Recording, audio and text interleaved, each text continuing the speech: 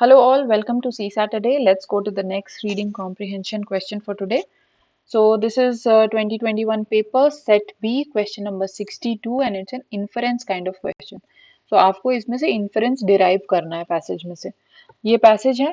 Let's see the question. Which among the following is most logical, rational inference that can be made from the passage? Okay. So सबसे ज़्यादा logical और rational inference होना चाहिए. चार inferences दिए हुए हैं. Now let's go back to the passage again. Let's start reading. You can pause, attempt, try to attempt, and then get back and read with us. Okay. Let's read.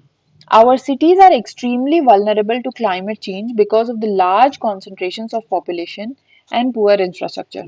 Okay. हमारे cities जो हैं climate change से ज़्यादा vulnerable हो गए, ज़्यादा affect होने लगे हैं because of the increasing population and poor infrastructure. Moreover, population densities are increasing in, but we have not yet developed the system to address climate change impacts. Okay, so हमने अभी तक climate change impact के लिए कोई system develop नहीं किया है. Our cities contribute to 65% of the GDP, but there are not enough facilities to cater to the needs of people.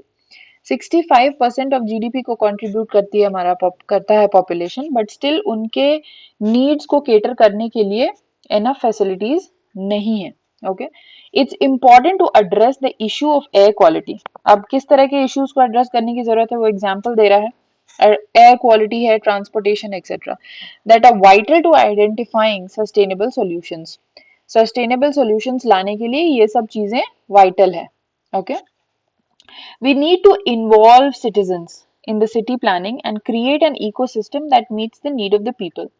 So basically I feel that this is the central idea कि हमारा population basically वो ये बात कर रहा है कि हमारा population इतना है, इतना contribute कर रहा है, फिर भी उसको facilities नहीं मिल रही हैं, फिर vulnerable हो गया है population. So basically वो कह रहा है कि हमें अपने citizens को involve करके एक better ecosystem लाने की ज़रूरत है. Okay. Let's look at the option. So हमें क्या करना है? Most logical and rational inference पे पहुंचना है. Our cities need to have well defined administrative setup with sufficient autonomy.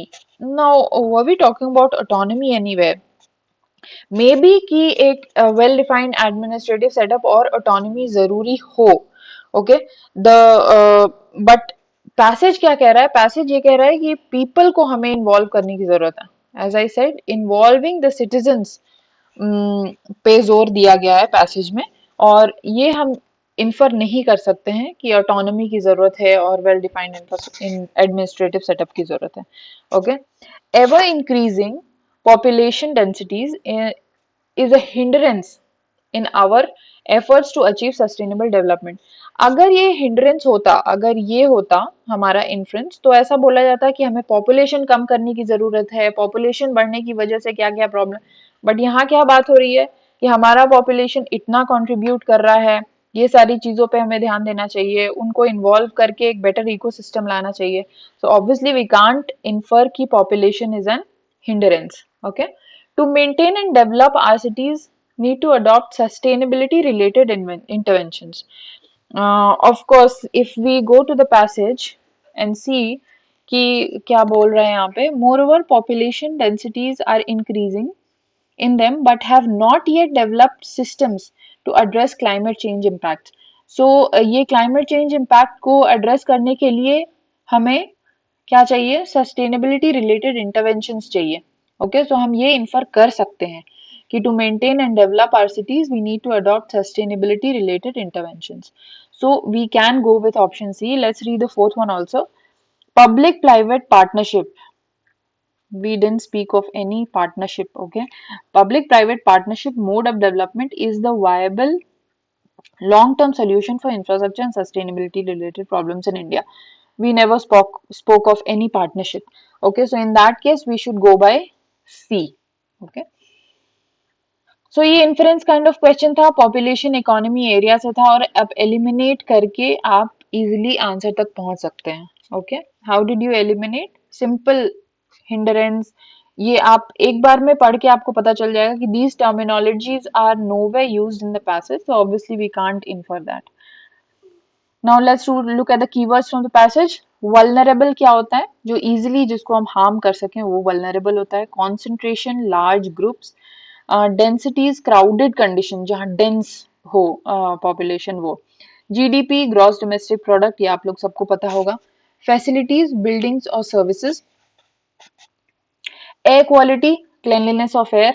Okay, अभी हम दिल्ली के एयर क्वालिटी की बात इतनी कर रहे थे. सो एयर कितना क्लीन है, that is the quality of air. Ecosystem living organisms and environment. ये सब कुछ मिलके एक इकोसिस्टम बनाता है. सस्टेनेबल लॉन्ग टर्म वायबिलिटी, ज्यादा दिन तक जिसको हम चला सकें वो सस्टेनेबल होता है. सिटीजन्स मेंबर्स, ओके, वहाँ के लोग. So this was the passage all about. Thank you. Let's meet with the next PYQ tomorrow.